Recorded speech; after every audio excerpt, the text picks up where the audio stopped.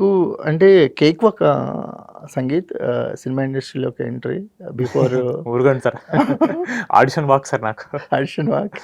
Teacher నేను చాలా audition చేశాను సార్.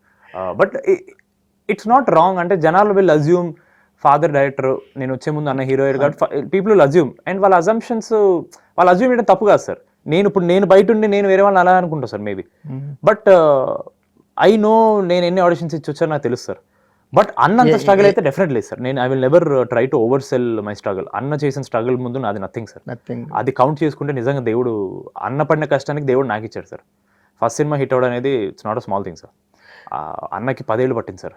అంటే జనాలు ఇండస్ట్రీ హిట్ అనడానికి అన్నకి 10 ఏళ్ళు పట్టింది sir. As an actor day 1 నుంచి అన్న సక్సెస్ఫుల్ సార్. బట్ నిజంగా వెరీ రియల్ గా ఉంటాయి ఎమోషన్స్. ఎప్పుడు యాక్టింగ్ చేస్తున్నాను ఎక్కడ అనిపిస్తుంది సార్. అండ్ చేసే క్యారెక్టర్లు కూడా ఏడిపించేస్తారు సార్ అన్న 100%.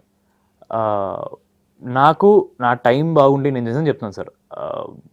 It is the writers, the directors and the producers that I worked with and the universe that gave me sir.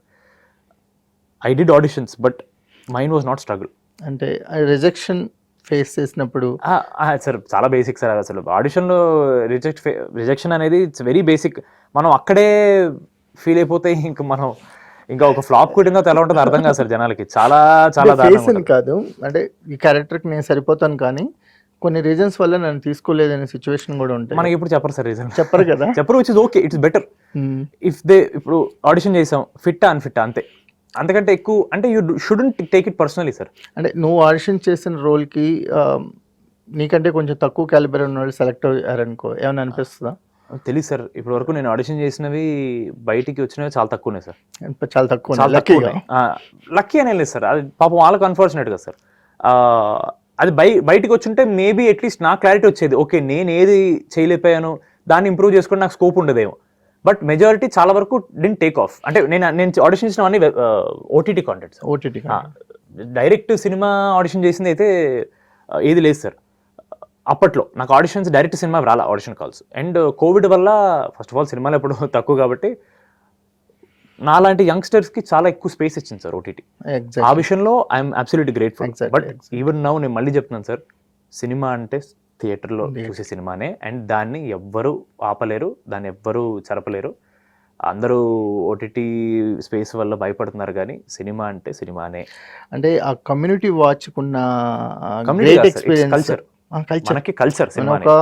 200 మంది 300 మందితో సినిమా చూసినప్పుడు ఒక్కరికి సంబంధం ఉండదు. ఏ ఒక్కళ్ళు సేమ్ సోషల్ స్టేటస్ కానీ ఫైనాన్స్ అని ఉండదు sir. But we are all sitting in the same place under the same roof watching the same content. We are all exactly ఒకటే కథ, అన్ని మన కథలే ఉంటాయి సార్ అక్కడ. దట్ ఈస్ మోర్ బ్యూటిఫుల్ అనిపిస్తుంది. Absolutely sir.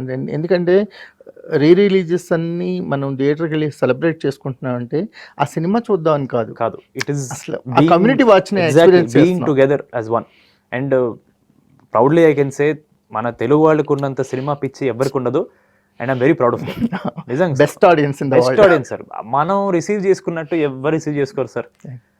And that is the greatest thing about us. And even as whole Indian industry also, ఏ దేశం ప్రొడ్యూస్ చేసేది సార్ సంవత్సరానికి 1000 పైన సినిమాలు ఎవరు సార్ చేసేది?